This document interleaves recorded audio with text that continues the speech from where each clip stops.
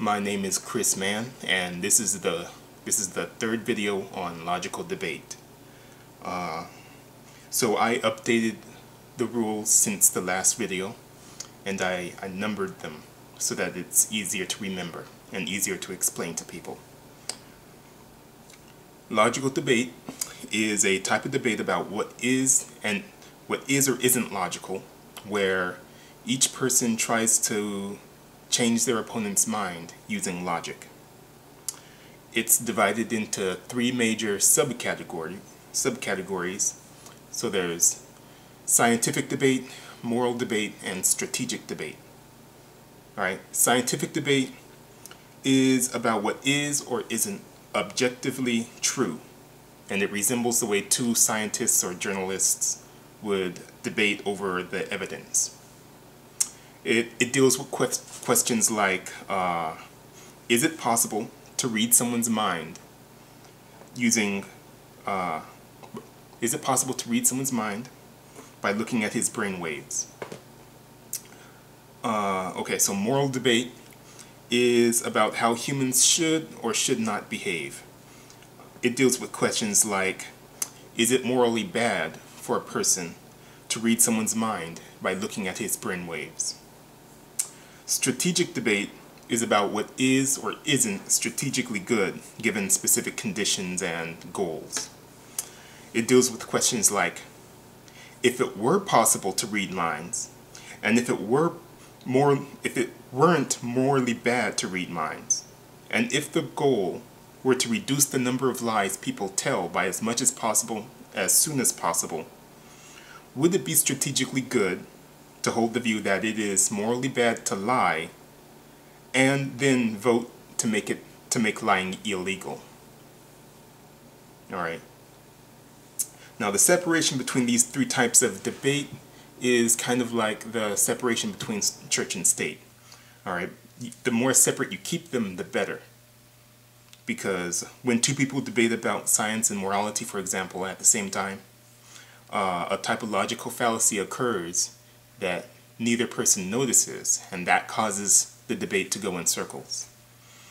So, only scientific views can be used to refute other scientific views. Only moral views can be used to refute moral views. And only strategic views can be used to refute strategic views, basically. Alright, now, so far I have 5 rules, and the first 3 rules apply in general to logical debate overall, and the last 2 apply specifically to moral debates. I have not finalized any rules about scientific debate or strategic debate yet, because I don't get into those kinds of debates very often. I don't know exactly how to word my thoughts, to make it easier for everyone to understand how to debate those topics.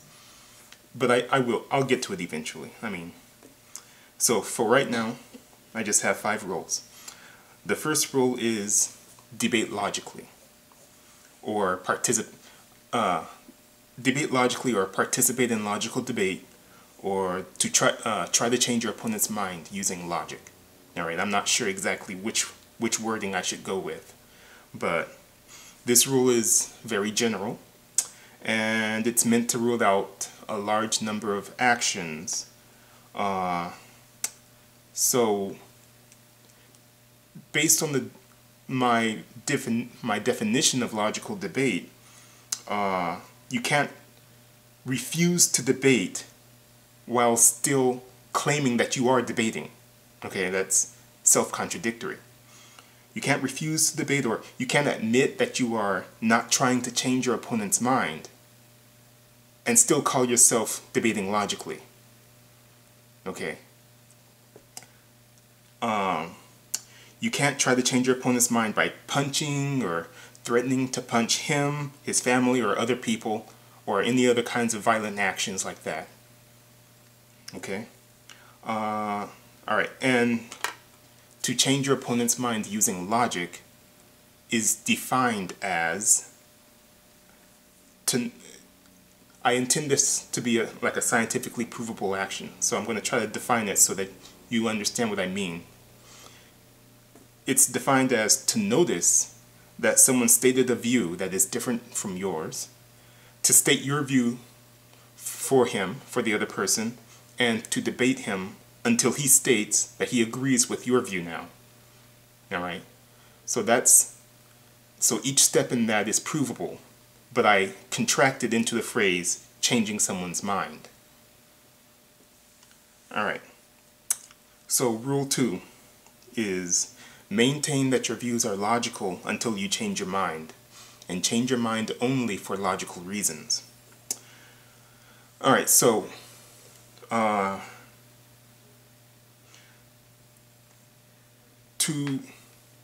me see. Your views are defined as logical in your opinion if you are willing, like, again, this definition is intended to be scientifically provable. Okay? I'm contracting it into maintaining that your views are logical. You know, I'm talking about your mind and all of that. But I intend for it to be a well-definable thing so that it's easier to tell when someone is breaking this rule. Your views are defined as logical in your opinion if you're willing to say that they are logical in your opinion. That's the first thing. You're willing to be quoted as saying they are logical in your opinion. It's the second thing. And you can think of logical reasons for your views that contain no contradictions, inconsistencies, or logical fallacies that you can find. Okay? So if someone states the view that you would describe with positive adjectives, you need to declare that view to be logical and adopt that view as one of your own. So there are many positive adjectives that people use, and there's really no point in having such a wide variety of them, because it just the nuances between the different definitions of those words it's unimportant. If you're going to describe a view positively with a positive adjective, just call it logical and be done with it. All right, that simplifies the discussion. All right, so once you've called it logical, you need to declare that view as one of your own. Okay? And adopt it as one of your own. If someone states a view that you would describe with negative adjectives, you know, like bad or stupid or dumb and stuff like that, just declare it to be illogical and don't adopt it. That makes it much easier. The discussion is much easier that way. So you can't declare a view to be logical and if you refuse to adopt it, nor can you adopt a view that you declared to be illogical. All right, and reserving judgment is allowed. So, if someone asks you why you hold a view or why you changed your mind about something, you must answer as best as you can, you know, as best you can. So there are times when it's hard to explain why you believe a certain view is logical because it's hard to express your thoughts and feelings using words. So in those cases, just say it's hard and give it your best shot, because, you know, everyone has that same problem. But providing logical reasons for your logical views is part of logical debate by definition. I intend it to be by definition. You need to answer questions about why your views are logical. All right, so rule 3.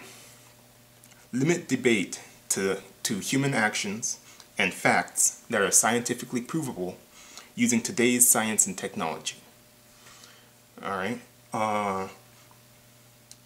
So the distinction between like you have to pretend you're a scientist or a journalist, okay? An ideal scientist or journalist. What would such a scientist do? Would a scientist be able? You have to ask yourself: would a scientist be able to prove that something happened in the world using objective evidence or not? All right. If the answer is yes, then you're allowed to debate about it. And if the answer is no, you're not allowed to debate about it using logical debate. All right. So the distinction between scientifically provable actions and facts, and the distinction between scientifically provable actions and scientifically unprovable actions is important. Limiting the debate to scientifically provable actions and facts is what makes logical debates resolvable, as opposed to debates about subjective matters like art, music, and what's the best flavor of ice cream, you know? So whenever there's a disagreement, first of all, I only debate about objective matters, objective subjects. That way, if I'm having trouble getting someone to agree with me, I can start to appeal to the evidence. I can start pointing to actual evidence that I'm right, you know? And you can only do that if you're talking about an objective subject matter. All right, so for this reason, statements about scientifically unprovable actions need to be reworded or redefined using the next best scientifically provable action. All right, so with a little practice, you can do this very quickly in your head. So when someone says to think, it needs to become to say that you think. When you say that, like if you say he thinks something, that needs to be replaced with he said he thinks something. Okay, so to think becomes to say to think. To believe becomes to say that you believe something. To know becomes to say you know. To feel becomes to say you feel. To love your family becomes to say you love your family, or to claim you love your family, or to write down that you love your family, or something like that. To intentionally punch someone becomes to punch someone. All right? So to unintentionally punch someone becomes to punch someone again, because it's not possible to scientifically prove what a person's intention is. In order to prove intention, we would need to be able to attach electrodes to people's heads and read their brain waves.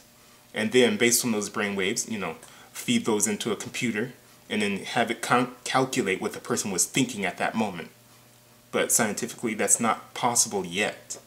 That's why we need to leave intentions out of logical debate. It's not allowed. So to try to punch someone is similar to, intentionally punching someone.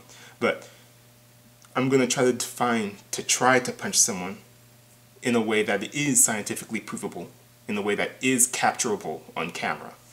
So it becomes to make a fist, then move it in the general direction of someone while looking at him. So basically, if there's a camera if there are camera angles that show that someone made a fist and they moved it in the direction of someone while looking at him, then whether or not that fist hit him or not, like maybe depending on how close the fist came to the person, I would pretty much define that as trying to hit him. Camera evidence of that, I would count as proof that he tried to hit the other person. He tried to punch the other person. All right. To intentionally say something that is not true, which is to lie. When people say to lie, I assume that I define to lie as to intentionally say something that is not true. And that has to become to say something that is not true. Because of course intentions are not possible to prove. To unintentionally say something that is not true becomes to say something that is not true. All right? To make someone angry by saying 1 plus 1 equals 2 becomes to say that 1 plus 1 equals 2. Alright, because you can't prove that you made someone angry. Cause and effect is the subject here. Well, actually, I would say it's the anger. You can't prove a person what feelings or emotions a person is feeling. And that's why you have to take emotions out of this sentence. To make someone angry by saying 1 plus 1 equals 2 has to become just to say 1 plus 1 equals 2. Alright, and to want to make someone angry by saying 1 plus 1 equals 2 is even worse. You know, it just piles on to that. It simplifies to say 1 plus 1 equals 2. Alright, so you can't claim that someone wants to make someone angry, because there's no way they scientifically prove that unless they said the specific words. Alright, to say 1 plus 1 equals 2 in a disrespectful tone, or in a disrespectful way or something, that needs to be defined more specifically. Alright, so it's like to say 1 plus 1 equals 2 with a specific frequency or intonation and volume or something like that. So I would ask my opponent to define it using specific frequencies. How can I say 1 plus 1 equals 2 such that it becomes disrespectful? Okay? And I would need them to give me a specific number. Alright, so human actions are defined as scientifically provable in your opinion. If you're willing to say that they are scientifically provable in your opinion, you're willing to be quoted as saying that they are scientifically provable in your opinion, and you can think of a way to scientifically prove that someone performed those actions under ideal circumstances using today's science and technology. Okay, so again, the way I define words like this, it's like a three-step pattern, you know. When it comes to people's opinions, I'm going to keep defining things using that three-step pattern. A three-step pattern similar to this. Alright, so if your opponent mentions an action that is not scientifically provable in your opinion, you must say so and ask him to define or reword the action so that until you can agree that it is scientifically provable. So you would ask him, is it possible to scientifically prove that someone did that action? You know, in ideal circumstances, would it be possible to scientifically prove that a person did that action? Alright? And if he says no, then you cannot debate that in logical debate. Alright. So, now, those three rules there apply to all logical debate in general. Now, Rule 4 here applies specifically to moral debates. Debates about morality. So the first rule when you're debating about morality is to state that it is morally bad for a person to act hypocritically. Alright? And here's the way I define to act hypocritically. So to act hypocritically is defined as breaking one of the following. If you say an action is morally bad, you must do it, and you must encourage or praise it. If you say an action is not morally good, you must not encourage or praise it. If you say an action is not morally bad, you must not discourage or criticize it. If you say an action is morally bad, you must not do it, and you must not discourage or criticize it. I mean, you must not do it, and you must discourage or criticize it. Alright, so this is the first and only moral view that everyone must hold. It's mandatory. Alright, because without it, the word morality is meaningless. No exceptions. No exceptions may be added to this view. So when you start getting into a debate about morality, you basically need to make sure, you have to say this. and make sure that your opponent says it. Make sure that they actually agree with it with no exceptions. Okay? And then you can talk about other moral issues. This rule is designed to create virtuous cycles and stop vicious cycles. Alright, so for actions like to create a company or to try to create a company, you need to do them before you can declare them morally good. Alright? Because if you say that it's morally good, and then you fail to actually do it, you fail to actually create a company, you can't say, oh, well, creating a company is really hard. You know, it's too late. I mean, you already said it's morally good, so that means you must have already done it. Of course it's hard.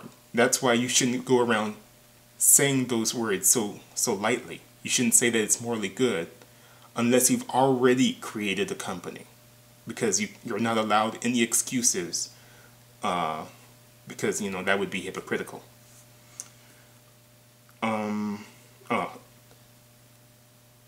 I just used the word excuses here, but let me see. There are two ways that people use the word excuse. One definition of to make an excuse is to lie. Okay, and I've already covered what I said about lying, my definition of to lie, because it's not, you have to change it to say something that is not true. And the second definition of to make an excuse would be to give a reason that is not logical in your opinion. Okay, so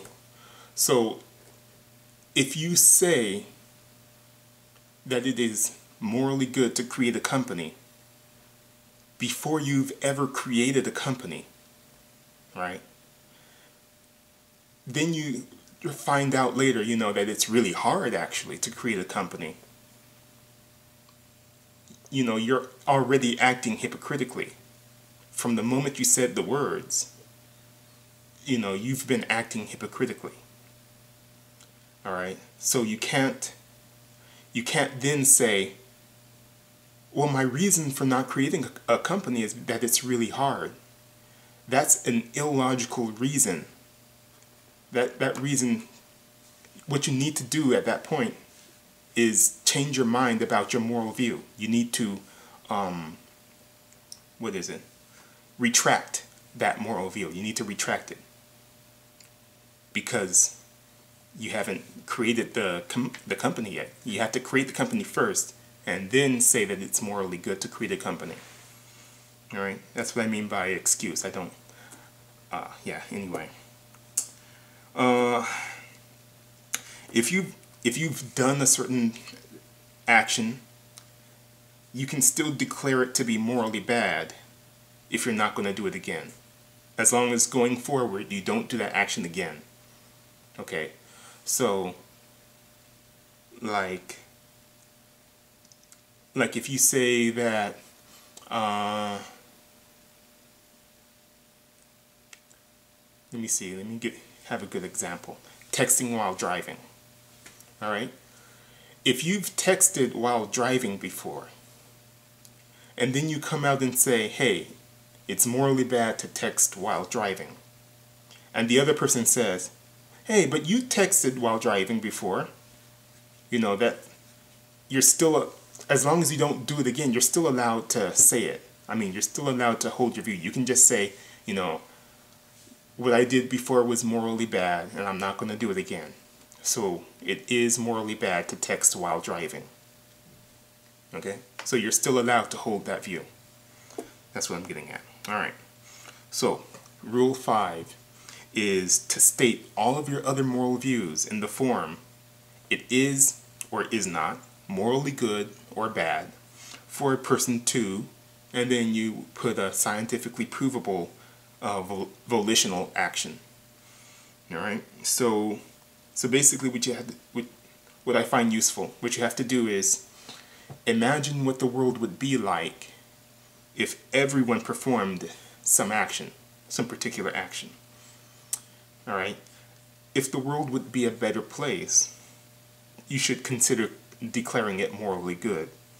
If the world would be a worse place, consider declaring it morally bad. If the world wouldn't change much, or if you don't feel strongly about it in either direction, you would consider declaring it morally neutral, or just reserving judgment altogether. So you can add exceptions if you'd like, as long as it follows the other rules. All right.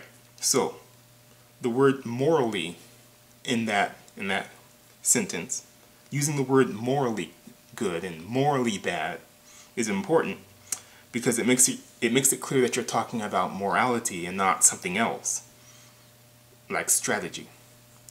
It's important because words like good, bad, right, wrong, should, and must don't always refer to morality, because you could be just giving strategic advice. All right. So if your opponent seems to be implying a moral view, you have to ask him to state it in accordance to Rule 5.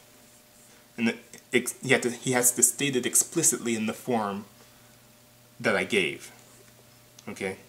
If you let him get away with merely implying a moral view, then when you think you're catching him acting hypocritically, he can just turn around and claim that you took his statement of strategic advice out of context. He'll say, "Oh, I didn't say it's morally bad. I was just giving you advice, You can take the advice or leave it, So yeah, he'll switch it over to saying, "Oh, that was just strategic advice. I wasn't saying that it's morally bad to do it." All right, so the word person is necessary and may not be made any more specific. Changing this word or making it more specific, like people, it's morally bad for people to do something, or it's morally bad for a person who lives in Texas to do something, that turns it into a double standard, and double standards are not allowed in logical debate. All right, so requiring that the action be volitional, or volitional, it's similar. It kind of turns it into a double standard if the action is not volitional. I mean, it's not. Let me see.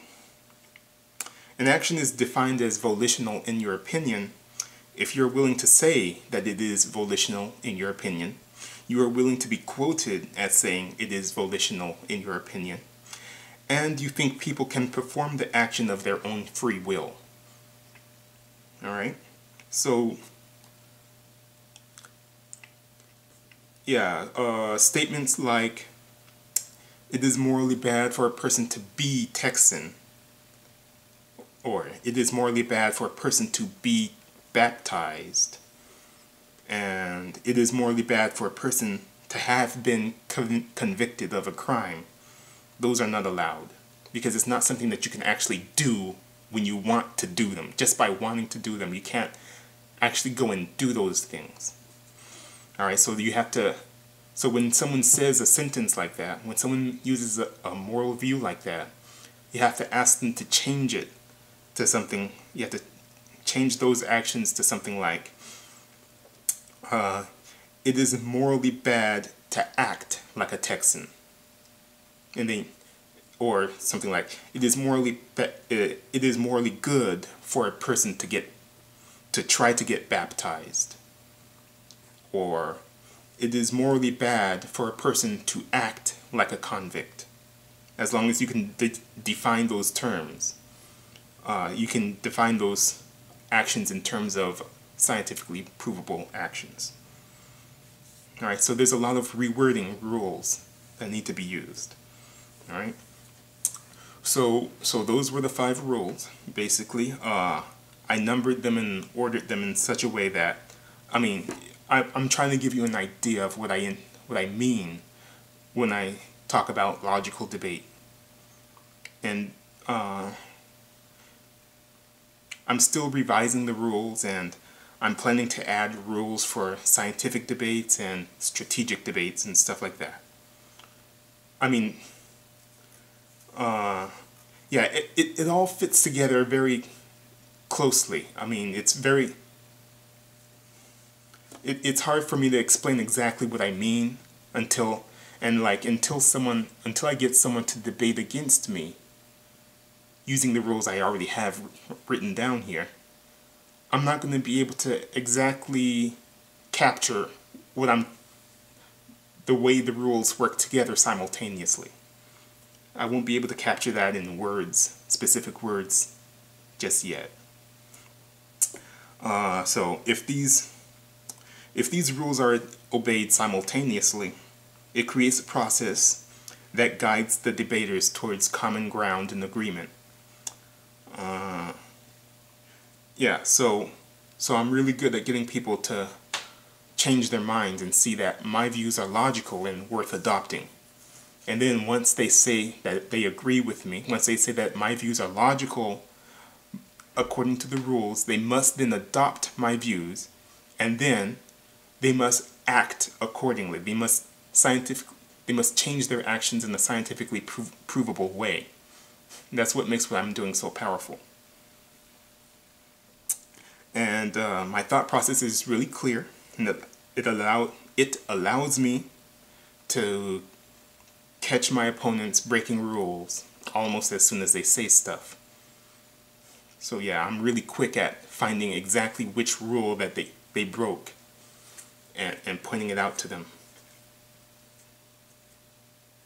So the 5 rules I have right now, although they're not complete, I'm able to use them very well, very efficiently to get people to change their minds. Yeah. Alright, so my first moral view is it is morally bad for a person to act hypocritically. Of course, that's the first rule that you have to start with. Everyone needs to have that as their first rule, their first moral view. My second moral view is it is morally good for a person to work hard at work. And my definition of that action is, to a first approximation, my definition is to do things at work, especially physical labor, that maintain or increase profits. Alright, so I hold this view because if everyone in the world worked hard at work, the world would be a better place. More people would have food, homes, clothes, and clean water, healthcare, and stuff like that. So I include no exception involving how much a person is being paid, because I don't believe in going on strike for more money. All right, so based on my definition of to work hard at work, it is possible to scientifically prove that a person is working hard at work. I just don't know exactly how to word it. I don't know exactly what the criteria, how to word the criteria I'm using. But if you saw me on camera at work, then you would start to understand what I mean by it. Alright?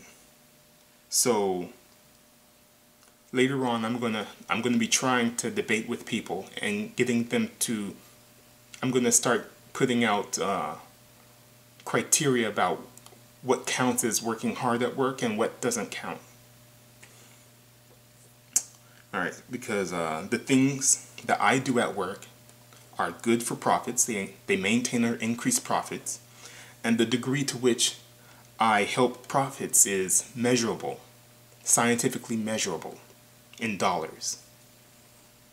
Alright, so those are my 2 current moral views, my official moral views, and there are other moral views that I'm considering adding to this list. I haven't added them yet because of various strategic reasons, including Occam's razor. So my third moral view may end up being that it is morally good for a person to debate logically. Now, Rule 1 says debate logically. That's because it's, by definition, I'm trying to define what logical debate is. The first rule is that you have to debate logically. But that's not the same thing as saying it's morally good to debate logically. Alright? That would be a different thing. The problem with saying that it's morally good for a person to debate logically is that I haven't finished all of the rules yet. I haven't finalized all the rules of logical debate yet. Alright, so the next moral view I might add after that one is it is morally good for a person to build a company and maintain or increase its profits. So, like I was trying to say before, I can't add this to my official list because I'm not in a position to build a company. I haven't built a company yet. All I can say right now is that I'm trying to reach such a position where I can build a company and maintain or increase its profits. Alright? So, trying to do something is sometimes scientifically provable. It's possible. Sometimes it's possible to define it in a way that is scientifically provable. But I'm not going to try to do that right now. Alright, so one of the moral views that's really important to me, that's near and dear to my heart, would be it is morally bad for a person to use substances like illegal drugs, prescription drugs, alcohol, tobacco, and mushrooms for recreation or to alter one's mental state.